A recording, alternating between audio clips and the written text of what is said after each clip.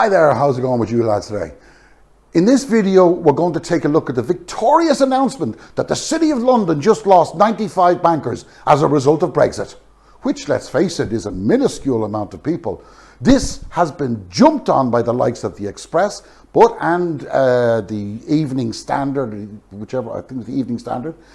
Just like almost everything else, of course, the rag prints, it has more holes in it than Gordon Ramsay's colander. So let's go.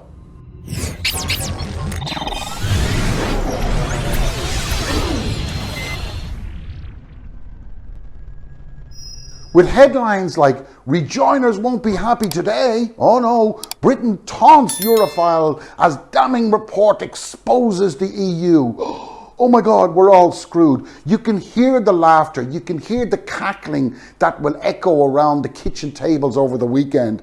The Express, being the two-faced twats that they are, quoted their favourite analyst, pro-Brexit think tank, Facts for EU. Well, and these boys are a couple of doozies.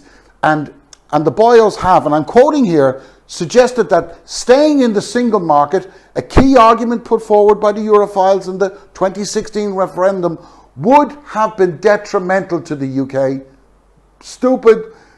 Then they go on to waffle on that the study, using figures from the European Commission Single Market Scoreboard of 2020, suggested Britain did not reap the benefits of free movement of goods and services as a percentage of GDP. Now, there's a wow, okay. Now, what gets me on this one is that the UK left the single market in 2021. Unless I missed something that everybody else knows, but I put it down to just pure typo.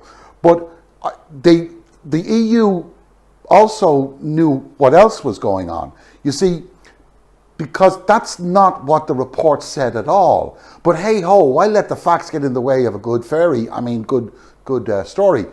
The report, as they called it, they extracted the detail from a 370-page document, a small paragraph, on the effects of trade during COVID. But it simply stated that the UK economy did not benefit during 2020 from having free access to the EU market as well as it could have done if there hadn't been COVID, if they had drivers, and if they hadn't lost 100,000 workers. Okay? The paragraph stated that this failure stemmed from the UK having inadequate communication and technological infrastructure. And to be fair on that point, one only has to look at the lorry parks to confirm that fiasco, or the recent announcement by Her Majesty's Customs that their system will be online next year. Will be. You know, give me a break.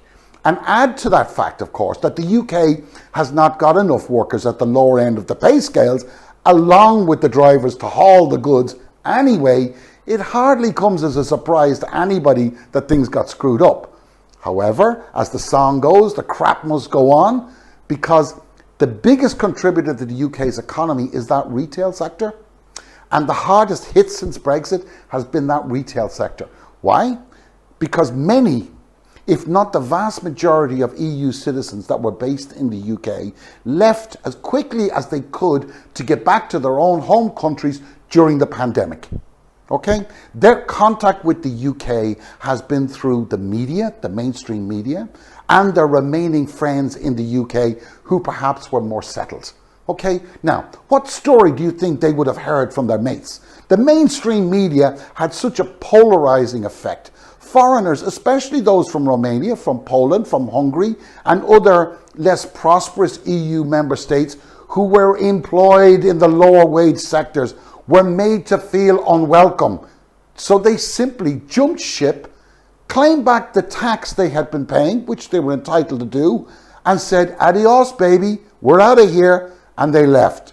The Express, however, then went nuclear and went to quote the same Facts for EU website claim that the UK had experienced negative growth for the last 20 years since the original single market and customs union were formalised. Now, just to shut that one up, let me explain how they managed to draw their conclusions on that one. You see, they're partially correct. Again, partially correct, because in what they're saying, but only because the UK's economy crashed in 2020, resulting in an annual drop of more than 10%, and it's 10.5%. So this figure of the 10% skews the entire previous year's results. That's what they did. If you've got an economy growing over a 10-year period of 2.5%, 2.5%, 2.5%, 2.5%, okay, and it goes on for that length of time, and then you drop it down by 10%, when you take the average, it's negative. Despite the fact the economy has grown, but the average figure is negative. Okay, and that's what they did. And the UK had two of those crashes. It had the financial crisis in 2010, and it had Brexit and COVID, a double whammy. They were the only years that the growth figures were in the red. Every other year the figures were as black as the coal that was once mined in Newcastle. And I'm going to attach a graph where you can see this. Now, but the Express are depending on people being stupid. And those people will accept what they say at face value. When you have an editorial piece that contains just a couple of lines of editorial, accompanied by a graph that, though technically correct, is implanted to deliberately mislead the public, one can see how the conned remain the conned. Okay? You can understand it. However, but how did they do it? I was like, how the hell did they get away with this crap? But their formula is quite brilliant. They open with a stark headline, follow that with one, maybe two paragraphs, then they get a high profiler to comment on the bullcrap article, and then to top it off, they will insert a plethora of comments by Brexit-loving readers who miraculously have the ability to be able to read and comment on the article before it's published, which is a trick that I haven't been able to figure out. It's really quite startling to observe the ease at which these so-called journalists simply prostitute themselves for the sake of their pay packet. I guess some of us can understand the pressure they are under, but I think personally they should be horsewhipped, in a manner of speaking, obviously, not in the literal sense. And I'll tell you why I think they should be horsewhipped. Because they're smart enough to know the damage Brexit is causing. They're smart enough to know the lies it's causing to the people of the UK. They know that their divisiveness has become their modus operandi. It was and remains to be the reason Brexit took place in the first place. It was and it remains to be and will be in the future the reason the UK's economy is going to contract. You know, if they had been honest, never mind impartial, just a little bit honest, we wouldn't be facing this mess. They were complicit in the betrayal of their craft and the deceiving of voters. They've stolen the souls of the English people. Anyway, what I find absolutely disgusting is that Tory muppet, numpty, God, Brexiteer, John Redwood, contributed, and he actually cemented the lie when he commented that this justifies why the UK didn't need a tariff-free access to the single market after Brexit. Like, Brexit happened in January 1st. The market only opened a couple of days ago. And he said, and this justifies it? You know, give me a break. On a side note, by the way, we also read in the Russian-owned Evening Standard that London City only lost those 95 bankers to the EU. Oh, of course, you know, what they didn't mention is the bankers they referred to in the EBA report.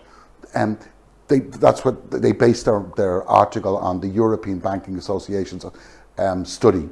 That those 95 bankers, they were 95 bankers earning £1 million or more per year. They lost 95 of those. They also had the audacity, by the way, to describe Frankfurt as a small town when compared to London. But like Los Angeles is small in comparison to London. But again, the statement is partially correct because the population of Frankfurt refers to a very small area of the city and excludes the outlying areas, unlike London. But for those of you who visit there, by the way, I'd recommend any one of the 8 Irish bars that do, or at least used to do, a thriving business. So there's enough business for 8 Irish bars.